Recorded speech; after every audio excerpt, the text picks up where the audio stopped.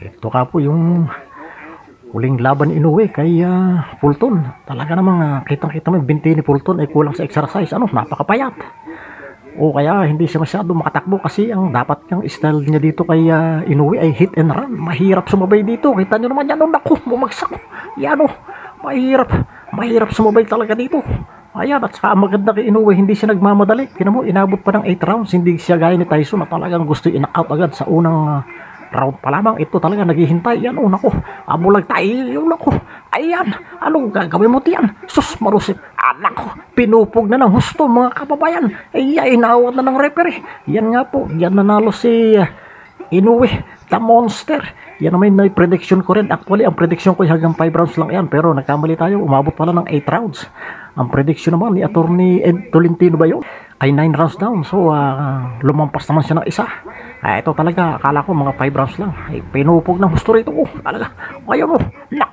Atla. Sus, marusip. Anak ko. Ang bilis. Paano gagawin dito? Ang sunod na mga kalaban po nito is Marlon Tapales ng Pilipinas. So, dapat ay maghanda si Marlon Tapales at siya ay sanayin ng mabuti ang kanyang mga legs, mga tuhod, pakabinti para hit and run. Hit and run po. Dapat ang gagawin dito style kay Inoue. Pag sumabay ka dito, ay patay kang bata ka.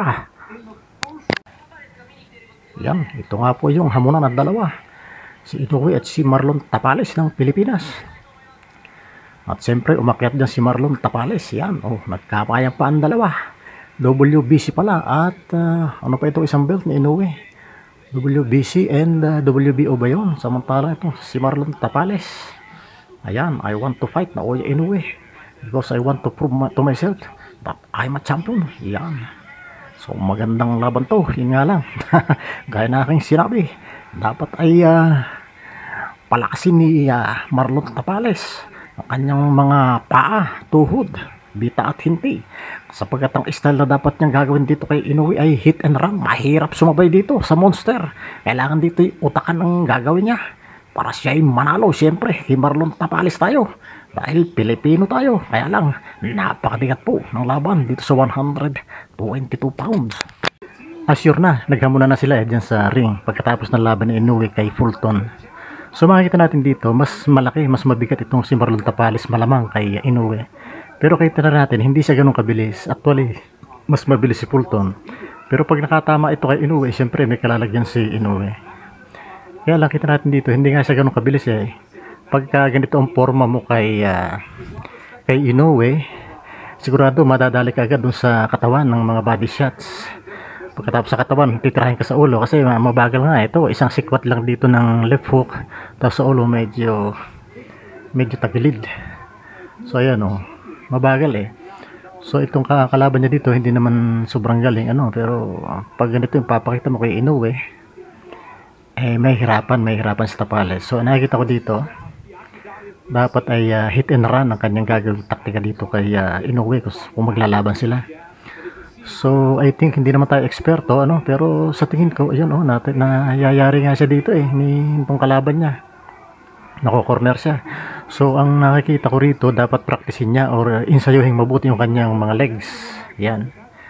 Para lumakas. Hindi naman natin sasabing tatakbo-takbo siya pero yun nga, hit and run, kailangan mabilis siyang gumalaw.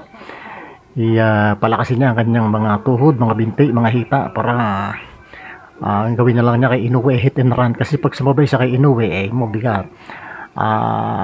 Malakas na sumuntok to. Talagang may kalalagyan si Inoue. Kaya lang napakabilis ni Inoue. Mahihirap pagka ganitong pakaang-kaang lang ang gagawin ni Tapales kay Inoue talagang may kalalagyan siya. So yun ang ating may advice. Hindi naman tayo eksperto pero 1980s pa naman kahit pa paano nanonood tayo ng boxing.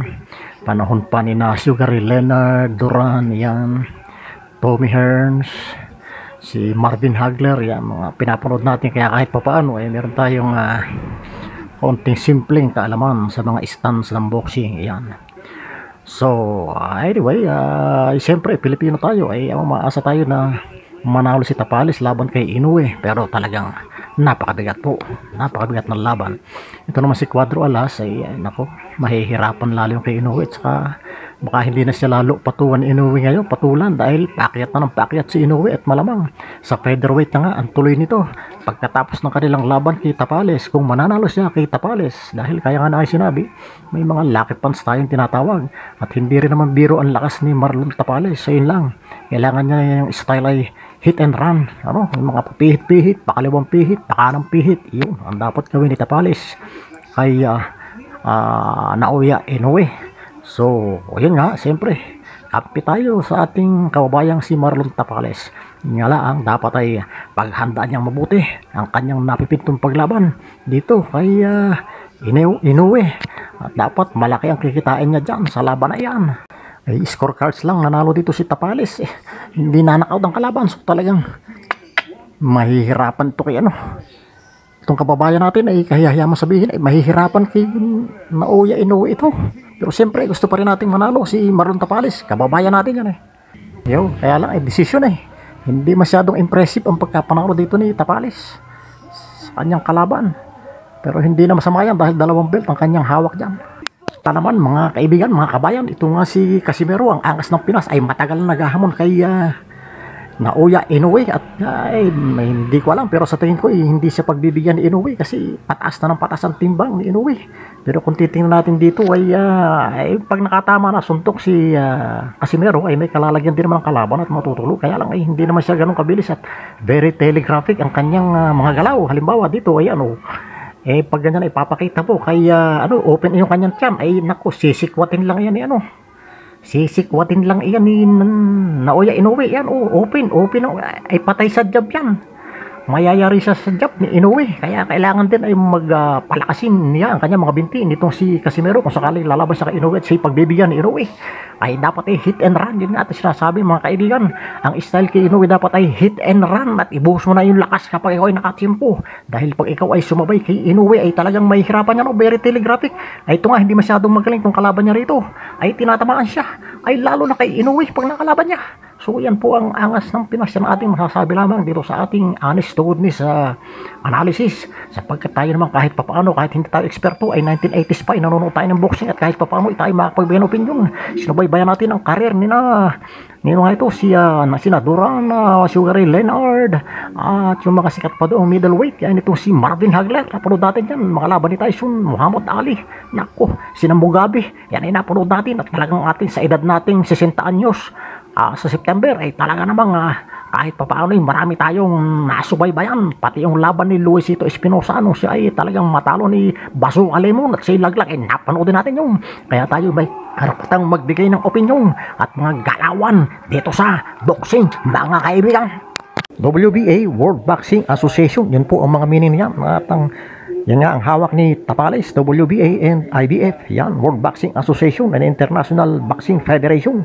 Kay Naoya Inoue namang hawak ay itong WBC at WBO, yan, World Boxing Council and World Boxing Organization. Masasabi natin na yung na kay Inoue ay mas sikat na belt yun sa aking palagay lang naman yun So ito nga super bantamweight at sila ay magsasagupa na.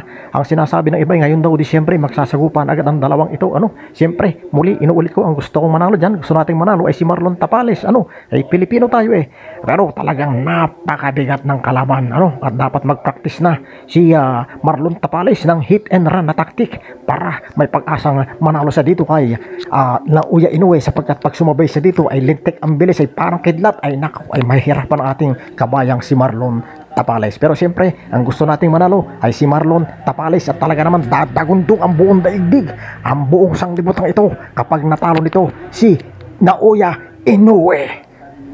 Paano gagawin dito?